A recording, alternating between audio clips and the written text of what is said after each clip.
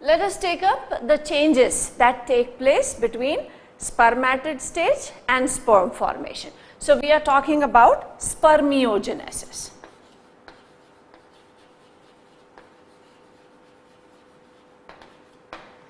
Spermiogenesis. If we have to just draw what has happened, this is the haploid spermatid.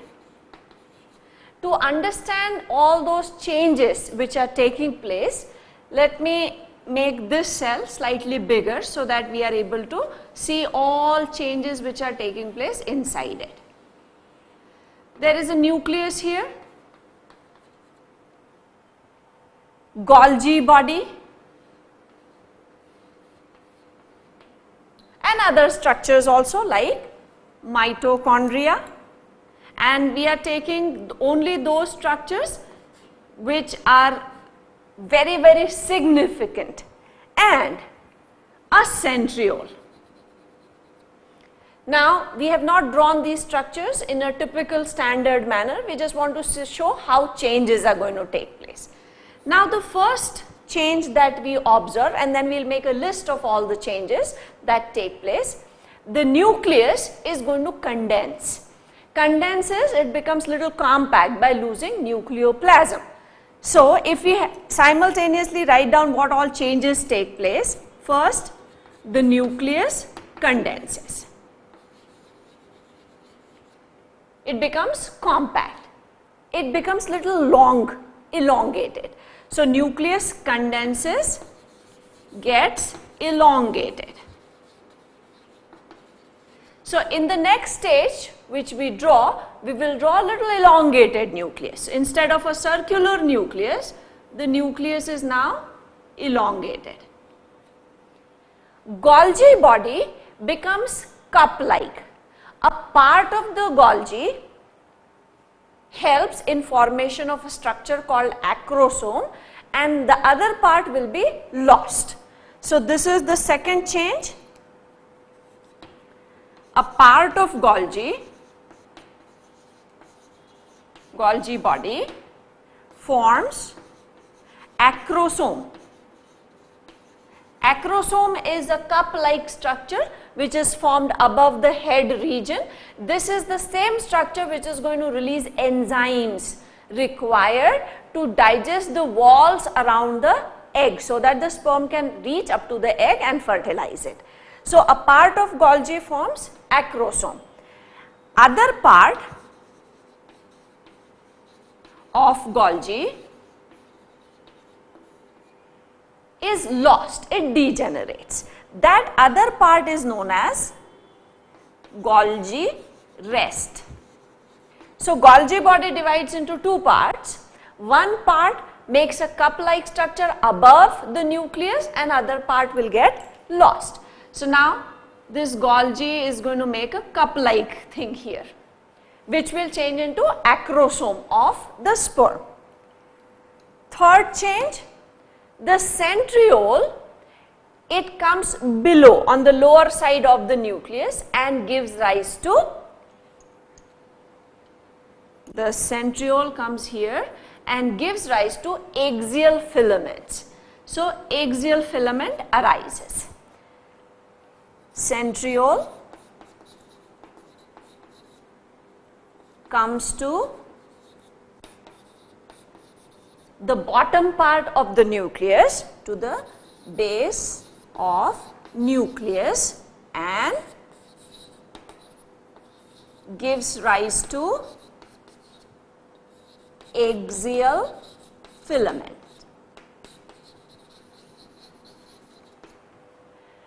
Mitochondria, just for the reference, let me put labels here. This central structure is the nucleus. This is Golgi body, and that is why we are maintaining the same color here, so that we are able to correlate that this yellow nucleus round has elongated, the pink Golgi body has become cup-like, the green centriole, and has given rise to axial filament. These blue structures which we have drawn here are mitochondria. Normally, mitochondria are oval or little elliptical. Here, mitochondria become long and ribbon-like, and they get arranged around these axial filaments. So, mitochondria would get arranged here, they will become long and arranged around the axial filaments. Cytoplasmic content is lost, most of it. The little bit of cytoplasm which remains will help in formation of a thin sheath around the tail part of the sperm. So, the 3-4 structures which we made here, the nucleus gets elongated, Golgi body breaks into 2 parts, one part forms acrosome which makes a cup-like thing on the or above the nucleus, other part of the Golgi gets lost, it is known as Golgi rest. The centriole comes at the bottom of the nucleus and gives rise to axial filament. Mitochondria, they get elongated and arrange themselves around these axial filament, and the complete cell, its shape is also changing. We can show this axial filament little longer. Now, slowly and gradually few more changes will take place in its shape. So, what are the major changes which we see between a spermatid? It is not still looking like a sperm. Let me just draw a rough diagram of the sperm, and then we will make a detailed diagram.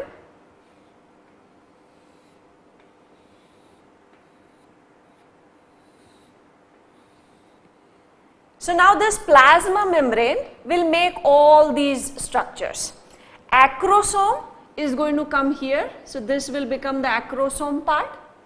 The nucleus, it is going to get elongated, dense, compact, and it comes here, and the lower part of the nucleus will show a little depression. The centriole will come here, one more centriole will be formed, which will come here. Form means they will break and form 2, and we label these, and these are the axial filaments which we are talking about, and around this, these ribbon-like mitochondria, they get spirally arranged. So, all structures have changed.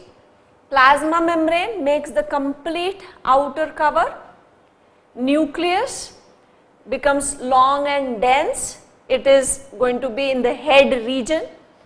This Golgi changes into acrosome. So, now this complete part is known as the head of the sperm. This middle region, little constriction which is there, it is not very prominently seen, it is known as the neck. Then a part where mitochondria are around the axial filaments, this is known as the middle piece.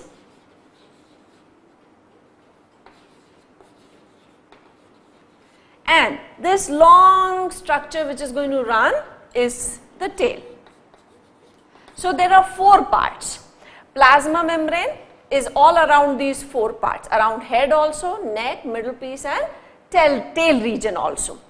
Then nucleus just gets compact, elongated, Golgi body a part makes acrosome, centriole gives rise to axial filament, mitochondria makes a spiral arrangement around the axial filament.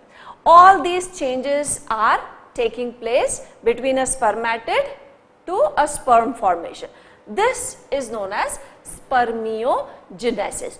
All other organelle like ER and lysosomes and whatever are there in a cell, they slowly get lost because they have no role to play in the sperm, because the sperm, this acrosome will produce the enzyme, nucleus contains the genetic material, and mitochondria are required for movement of these sperms because the sperms have to swim. So, from where will they get energy? The energy will be supplied by these mitochondria. So, only these structures are required, so they remain, other structures get disintegrated, degenerated, and from a round haploid spermatid, we get haploid functional sperm.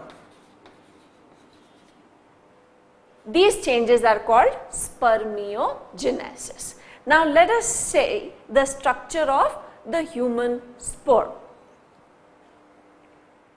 Structure of human sperm.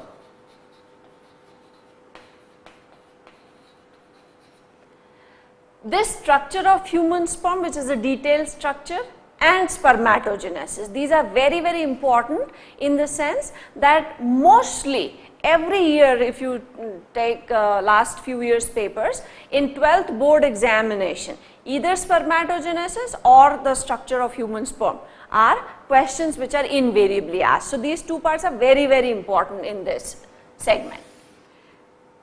4 parts of human sperm: head, neck, middle piece and tail. Head is flat and little oval or elongated. The upper part is in the form of a slight bulge,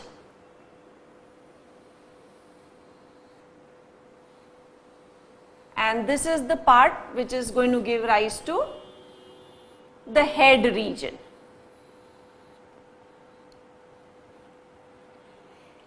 In this upper part, let us draw the acrosome.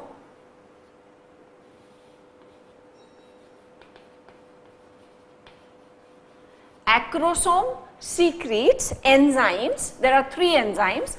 Together they are known as sperm lysins.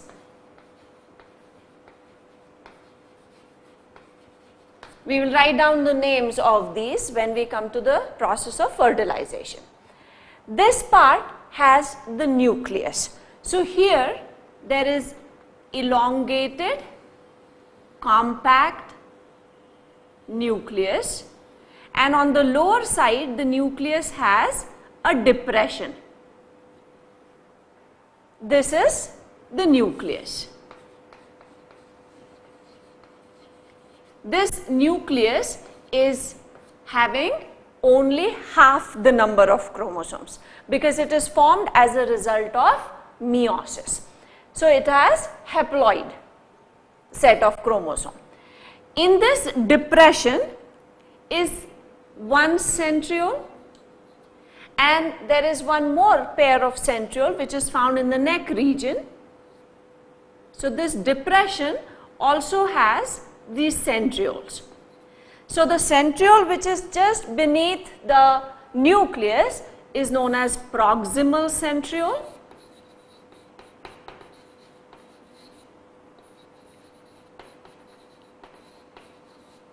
and these two, they are called distal centrioles.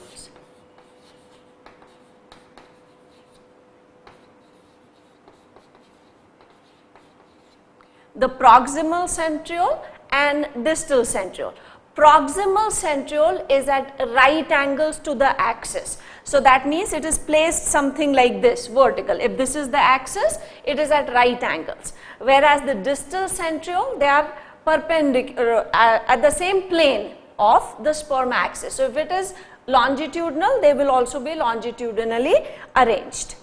From these centriole would arise, that is from the distal centriole would arise these axial filaments.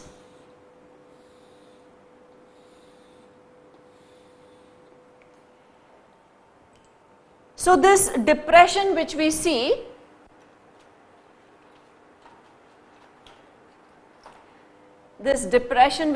here is the neck region. So this part is neck. This complete structure which we see above the neck region is the head. So head comprises of two parts. One is acrosome, other is nucleus. And this slight depression which is just below the neck region is, below the head region is the neck. Now the next part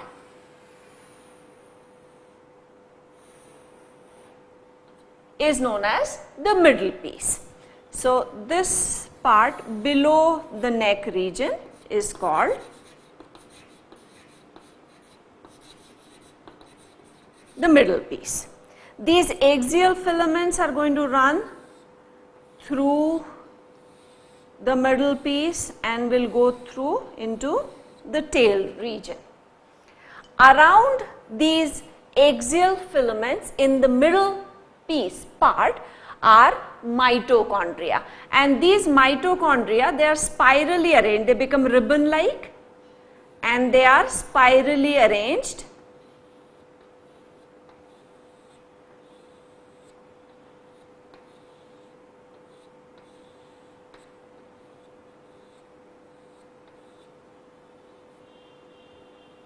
This spirally arranged mitochondria is known as Nebenкern. This is the spiral mitochondrial arrangement that we have. These mitochondria, they are known as Nebenкern.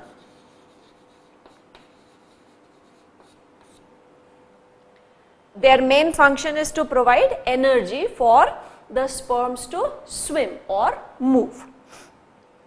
In some mammals, at the base of middle piece also there are centrioles which are known as ring centrioles. These ring centrioles are not found in human sperm, so we will not draw it here.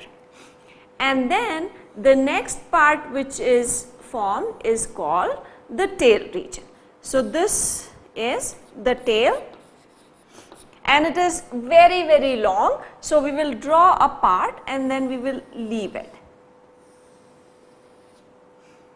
The axial filaments will go all through,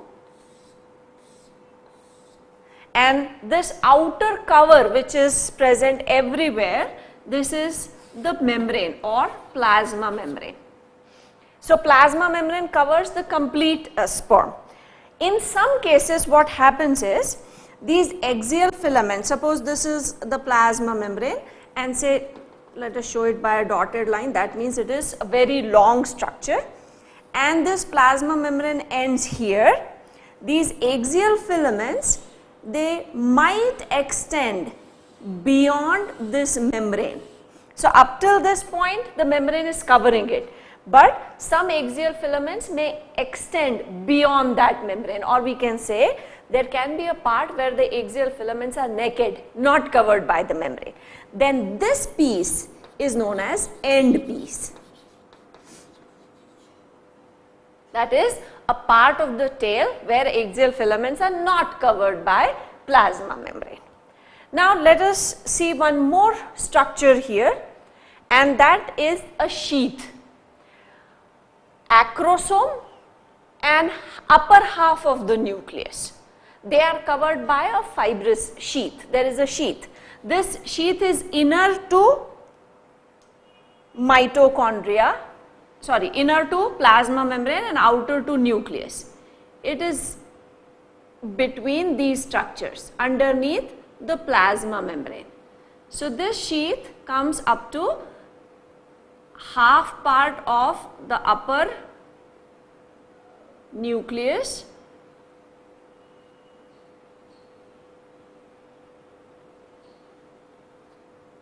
upper half only and complete acrosome.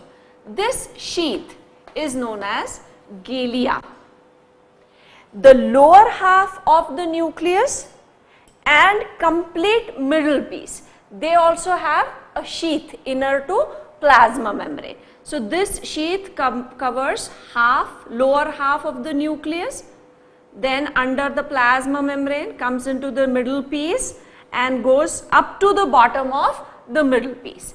Same here, all along the plasma membrane, completely inner to the plasma membrane. This membrane is known as manchete. These membranes are basically to provide extra strength to the structure because it is only plasma membrane which is there. All other structure, organelle, all those things are missing. So just to give additional support, this membrane is here. So there are two membranes which are inner to plasma membrane.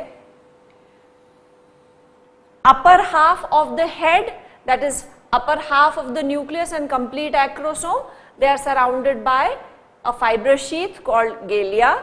The lower half of the nucleus and complete middle piece, they are surrounded by another membrane which is called manchete.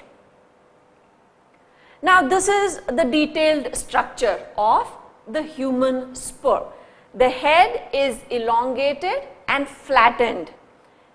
The neck is a constriction followed by a middle piece, and then there is a long tail. When we were talking about spermatogenesis some time back, we said that there are two types of sperms produced. Now how are these two types formed and what is the difference between the two?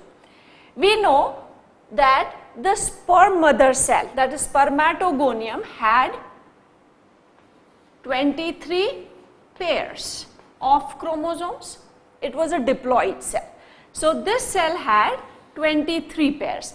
Out of these 23 pairs, 22 are autosomes or autosomal pairs, and one pair is of sex chromosome.